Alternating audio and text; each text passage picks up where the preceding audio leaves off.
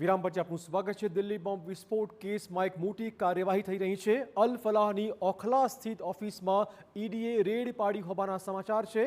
જામિયા નગર સહિત યુનિવર્સિટીથી જોડાયેલા 25 ઠેકાણાઓ પર આ કામગીરી શરૂ થઈ રહી છે। યુનિવર્સિટીના ફંડિંગ વિશે તપાસનો ધમધમાટ બોલાવાયો છે, જેની સાથે જોડાયેલ સંસ્થા અને વ્યક્તિના ઠેકાણા પર હાલમાં સર્ચ ઓપરેશન ચાલી રહ્યું છે। ટેરર ફંડિંગની તપાસ મુદ્દે પણ એક્શનમાં આવી છે એજન્સીઓ। આજે સવારે 5 વાગ્યાથી જ અલ ફલાહના અલગ અલગ ઠેકાણાઓ પર ઈડીએ તપાસનો ધમધમાટ શરૂ કર્યો છે। ટ્રસ્ટી સહિત અનેક લોકોના ઠેકાણાઓ પર આ રેડની કામગીરી થઈ રહી છે। તો આજ સવારે 5 વાગ્યાથી જ ઈડીએ અલગ અલગ ઠેકાણાઓ પર રેડ પાડી છે, સર્ચ ઓપરેશન થઈ રહ્યું છે।